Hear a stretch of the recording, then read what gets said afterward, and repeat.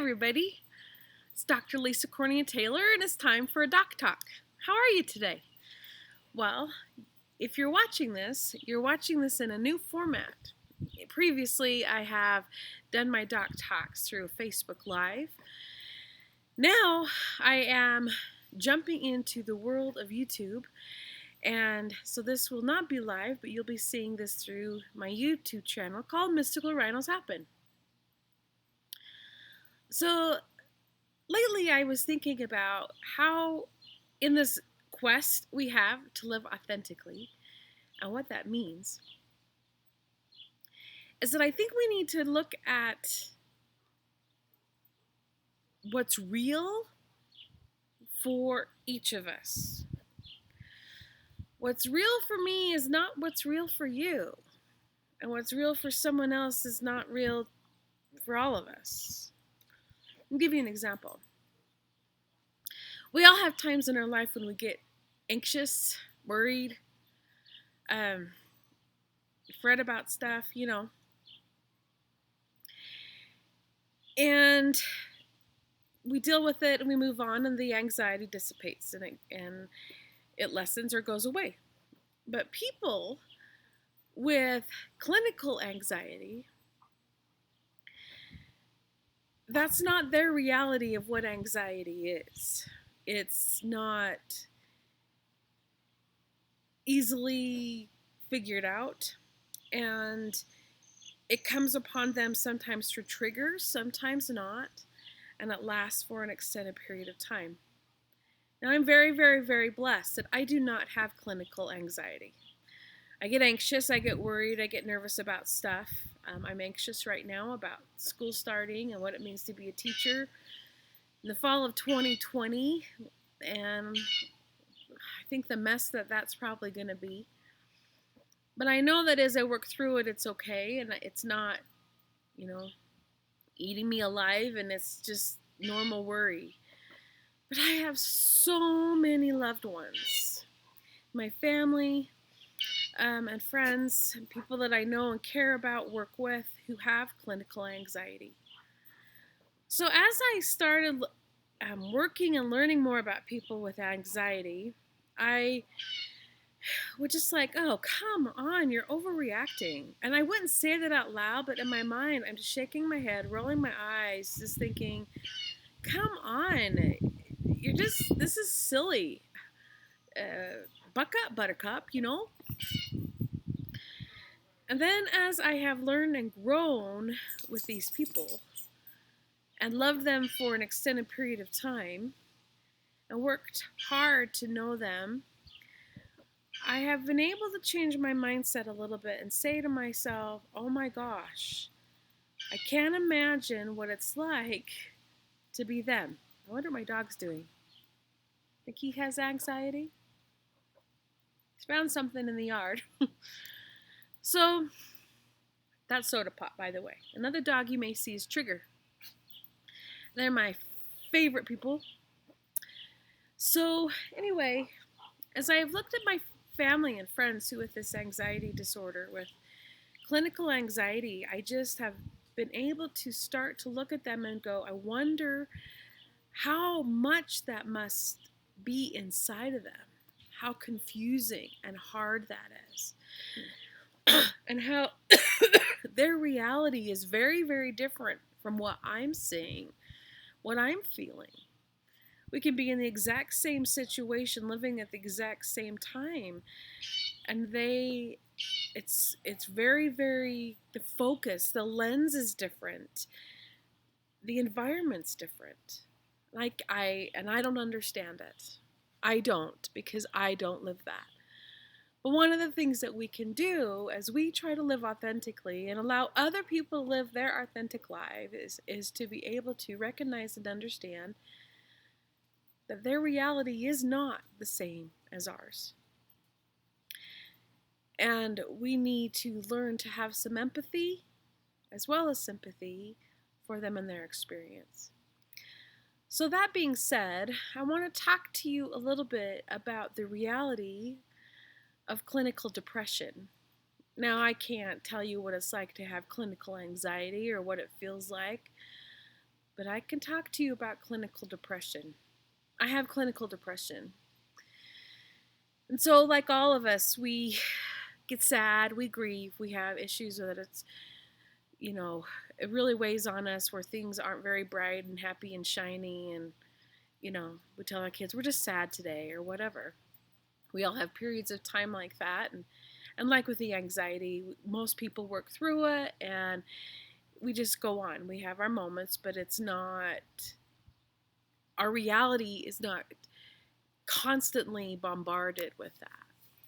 Well, those of us with clinical depression, it's very, very different than at the average depression. Now, I can have normal depression. I can have times where something has made me sad, a loss, a hurt, an experience. And that's very, very different feeling than when my clinical depression kicks in. Okay, so I want to, for those of you who do not have clinical depression, but who have coworkers, family, friends, loved ones who do, maybe what I can share with you today will help you get a tiny adjustment in your lens to maybe understand a little bit about their reality and maybe what that's like to have some clinical depression. So clinical depression sometimes people only have one episode in their life. Some people have a few and then they never face it really again. And for some of us, it is ongoing throughout our life. That's me. I can pinpoint clinical depression as a small child. And I've had periods of that. And understanding what it means and what it's like, and it's caused by brain malfunctions and lack of serotonin and other chemicals in the brain. And because of that, I have received medical help, both as in a physical health professionals and mental health professionals. And I've been treated, and I am being treated with therapy and medication. That helps a ton. And I am very, very blessed that right now I am not in the middle of a clinical depression episode. Yay! That's great. But I want to share with you a little bit about one of those experiences, my most recent clinical depression experience. This most recent clinical depression episode was also the most lengthy and the most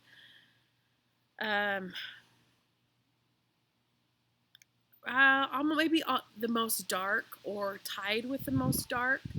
The darkest episode I had was in the 3rd grade, and I have shared a video with this on Facebook Live that I will hopefully get this uploaded to YouTube so you can also rewatch that, where I talk about being bullied as a kid and being suicidal as a 3rd grader. But that time lasted months of clinical depression. This last episode that I had lasted years. And my therapist and I figure that the last depression episode was about 5 years and maybe 6. That's a long, long time to feel complete blackness and darkness. So, let me describe for you a little bit about what clinical depression is like for the person who's suffering it. Okay? So, when I am not in the clinical depressed time, it's like walking in a meadow, maybe in my backyard. Walking around, there's sunshine, there's trees, you got to watch out for the dog poop. You have to watch your step because there's holes or whatever, but you can also see the beauty. It's also nice. You feel the breeze. You want to be outside in it unless it's too hot or too cold. But it's glorious and it's fine, and you see it for what it is. The dandelions and the beautiful flowers. Well, I don't know, dandelions are pretty zippy the way they are, don't you think? Well, anyway, So that's how most people can live their life when they're not in a clinical depression episode, or maybe in a regular depressive episode where, okay, we can take in what the world is, okay? And then something happens in our brain, whether it's triggered or just a natural chemical changes in the brain, and the serotonin in our brain stops working very well. And all of a sudden, we walk, metaphorically, from a meadow into a cavern. We're walking along and it's darker. There isn't as much natural light. You can't feel the warmth of the sunshine. Maybe there is some light, especially at first, as you're just walking into it. But you know that it's changing. And you can't stop it from changing. It is what it is. It's coming. And so you're walking along, and it's almost like, in the movies when the protagonist walks into a scary place and the door slams behind them magically. That's what happens when you're in clinical depression. You can't turn around and walk out of it. You can't go out back into the meadow. It stops. The way is not backwards. And you have to go forward into the darkness. That's not very zippy. And we normally don't have a flashlight with us because walking out of the meadow is not something that we have prepared for necessarily or know that it's coming. Sometimes we can kind of get an idea, and then we can do some things to help manage the depression. And that's part of those of us who have clinical depression have to learn to do, is how to see when it's coming so we can manage it. Fortunately, my last most intense depressive episode, I had been working with getting help for a long time. And so I had some things to help me as I walked through this cavern for a very, very, very long time. So as the person is getting deeper into this cavern, okay, sometimes that's the depression. We're into the cavern, we have to keep walking, it's dark, it's scary, it might get cold, it's unknown, you trip a little bit, it's not comfortable, but you get out of it, okay? And then you're back in the meadow again. Sometimes it's raining in the meadow or snowing in the meadow, but you know you're there and that it's going to be okay. We're grateful when those depressive episodes are like that. When we've walked in for a while, a few days, even a few weeks, but it's been fairly flat, level. We just kept going and was able to make it through. But sometimes as we're walking along in this cavern, we come to an abyss. So what happens is as the depression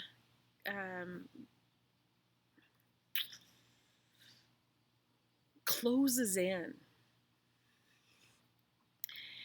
and we find ourselves in this area of the cavern that it's an abyss. So there's this path, okay? And you're walking along this path. And as I said, each step, it closes behind you and you can't go backward. Okay? You have two choices. You can either stay where you are or you can walk forward. But this is the challenge when you get to the abyss. You're on the path that is just as wide as your body. That's it. Very narrow. You can walk along it. Now on one side is a huge cliff face going up, and you can't see where it ends most of the time when you're in the abyss, okay? So there's this huge wall on one side that you scrape up against and get scratches and stuff. But you can't, but it's right there because on the other side of your path, that's just as wide as your body, is the drop off into the abyss, the blackness, the darkness. You don't know how far it goes down. You know it's there, and you know if you fall into the abyss, you don't know how far you're going to fall, how deep it will be, and what's down there. So you have a choice when you're in the middle of a depression is you have a choice: either stay where you are or go. Take one step at a time. Now it's pitch dark. You can't see if it's gravelly and you could slip. You couldn't prepare with wearing the right kind of shoes. You might be like, for me, you'd be wearing your Birkenstocks because I'm always wearing my Birks. Okay, not the best shoes to be in a cavern. Not closed-toed for sure. So you get into this abyss, and at first you have the strength, like, okay, we're here, let's just move one step ahead, because you know, at least at first, that eventually you're going to walk out of this area and you're going to be back on away from the abyss, still in the cavern, and eventually you're going to find a meadow. You know that. So you're like, okay, I can't go backwards, I'll go forward. But you have to take your very, very careful steps, and you're scared. Those who have depression with anxiety, they often go together. Can you imagine how scary and terrifying each step is? Okay, so even those of us without the anxiety component, which is the depression, it's still this, I don't know what's happening. I don't know where I'm going. And so you walk forward. You might put your hand at the wall to help guide you, but you know you're going to get cut. You're going to get the rocks. You don't know what's sticking out of there. But it's there, and it's a guide, and you know that one step to the other side, soda, it's okay. One step to the other side is the abyss.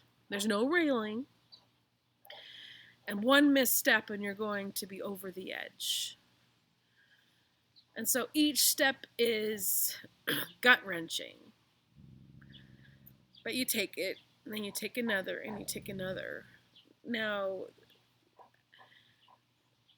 as we all know, when we're in situations on a path or a trail or a ladder or something where our steps are precarious, it takes a lot of mental and physical energy to do that.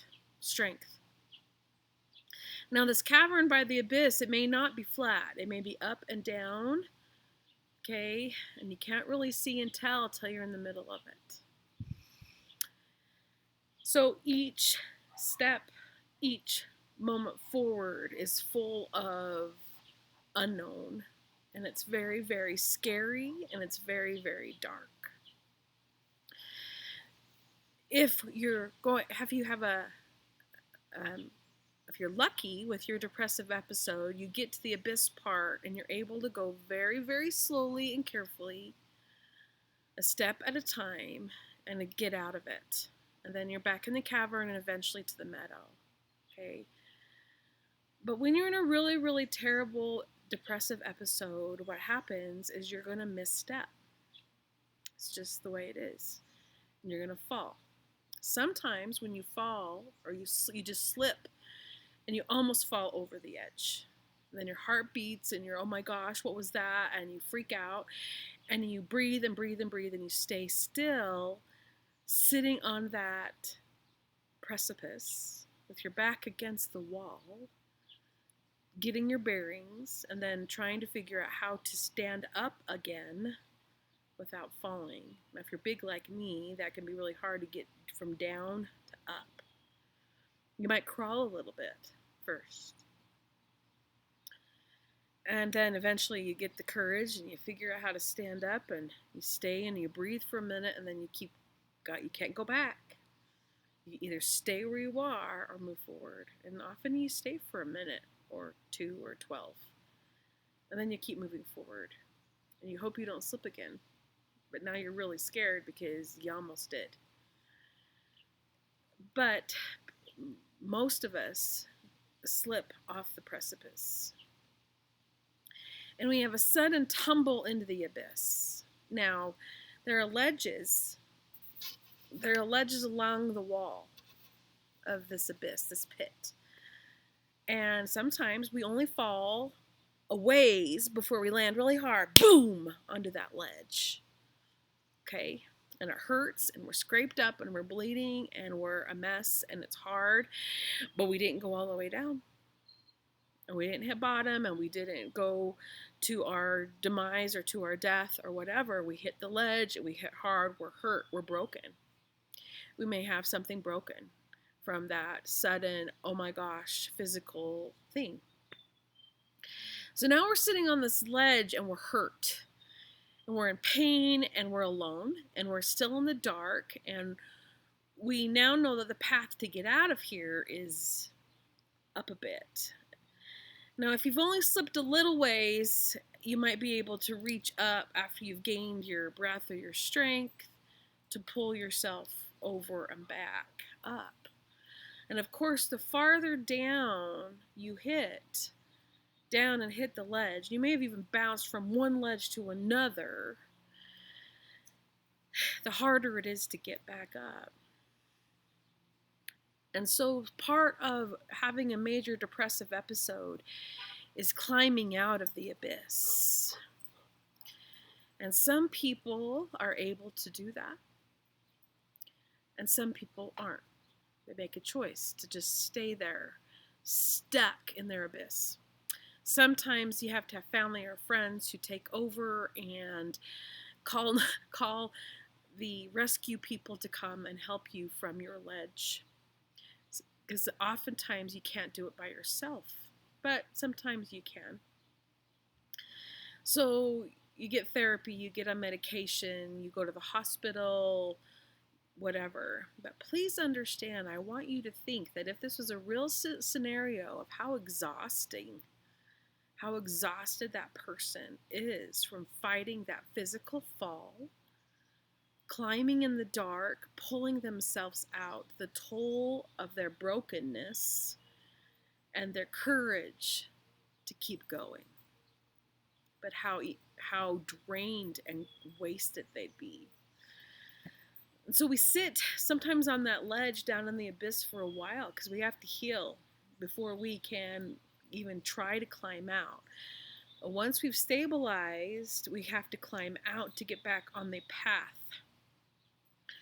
And it's treacherous, and sometimes we go a couple steps and crash back down, and we try over and over and over again until eventually and it takes different amounts of time for everybody depending on how deep in the abyss you are. You climb out. You get back on top of that path and you sit there. Oh my gosh, I about died. It was crazy. It was really scary, and I don't want to do that again. And now you're terrified that if I take one more step, am I going to fall again? There's no way back. There's only forward or staying where you are. Now, a lot of us, when we get in this depression mode, we stay where we are because it's so frightening and so scary to move forward. Now, those of us who get on the path, then we start to navigate. Hopefully, after a while, we start navigating the path forward. And each step is full of fear and knowing what could happen. And when you know what something's like, when you felt that pain before, you don't want it again. But now you're afraid that it could happen. And so that's when those of us who don't even have clinical anxiety, we get some anxiety in the middle of our depression. Now, a lot of us fall off the edge more than once as we traverse this abyss area of our life. And every time we're hurt, every time we're injured, every time it happens, whether we hit not very far or farther, it adds to our fear of what could happen. Okay, and so it's a very, very real, and it's exhausting. It is physically exhausting. Every day, as a person takes the steps through the abyss, it is absolutely 100% emotionally and physically exhausting. You're exhausted 24/7 and you can hardly move. And some days you don't. You sit. You sit on that ledge and you just don't think you can even move forward. And then the next day or the next day, then maybe you're like, okay, I can try to move an inch, 2 inches, a little bit. Sometimes we have other things motivating us to help us move forward, a job, a family. Sometimes that helps, sometimes it doesn't. But please understand why. This is our reality. Now, there are times in your abyss when you fall and you fall over into the crevasse and you fall. And you fall and you fall and you fall. And then you crash. All the weight of that descent slams you into the bottom of the abyss. And you're completely shattered. Completely. You don't even know what's up. You're destroyed. But you're still breathing. So once again, we have to make some choices. Do we stay where we are?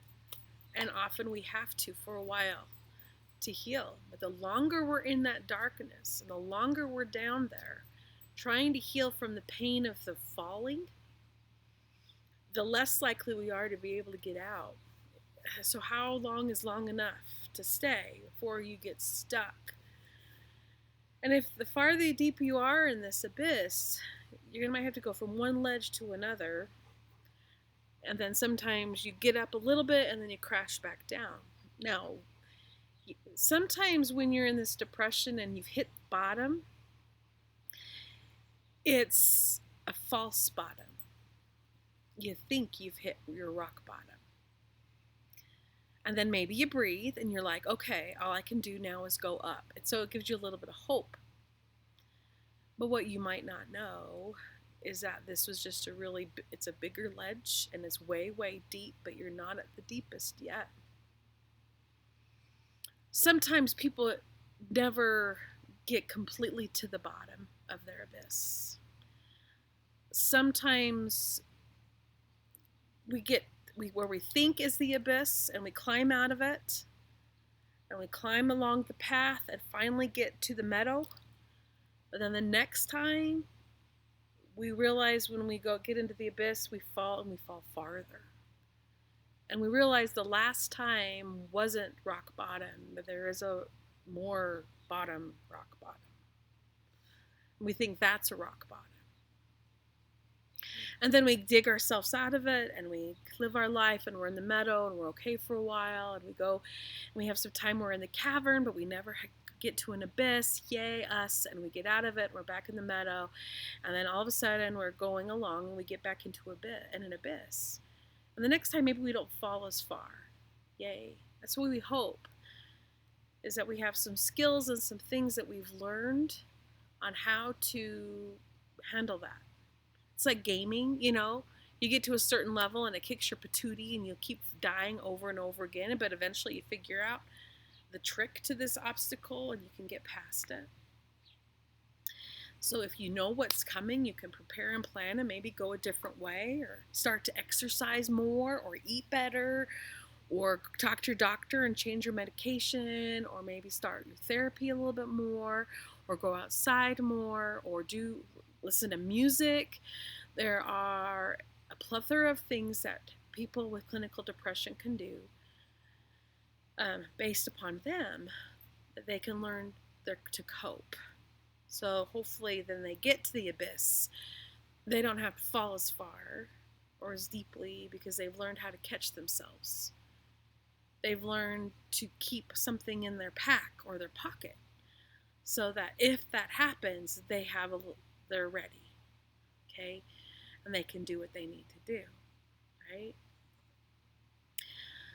So that's what it is like to be clinically depressed, is this abyss and how devastating it is and how exhausting and hard every single day is, just to even not move. It's physically exhausting.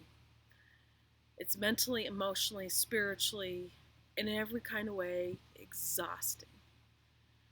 And every moment is a choice. Can't go back. Just stay where you are, which has its own consequences, right? You're not moving forward. You're stuck. Or you can choose to move forward. People who lose their battle with depression are not necessarily those that hit the very bottom of the abyss and break, shatter into 1,000 bazillion pieces. Nope. As long as they don't stay there, even if they get up and walk around the bottom of the abyss for a while after they've healed a little bit and move and try some things, then we can usually get through it. The danger is when people get stuck and when they choose to stay still. Now, we all do. We have to rest, we have to recover, we're hurt, we can't go on right then. But if we choose, once we get our breath back, that it's just too much and we don't want to go on, that's when people lose their battle with depression, or they attempt suicide or self-harm, or other things. They're crying out, I don't know what to do, I'm stuck, and I need someone else to come help me. And they call out because they don't know how to move forward because they're so engulfed and it's so exhausting. So I just want you to imagine what it's like for those who fight this fight. My hope is that if you have experienced that before, that you don't have to go through it again. Some people are very, very blessed. Part of this Mystical Rhinos happen is to help those who are in some place stuck. And it may not be through depression, maybe it's through anxiety, maybe it's self-esteem, maybe it's through extremely challenging family situations, a yucky childhood. I could go on and on. But we're stuck and we're not living authentically, and that we don't like ourselves.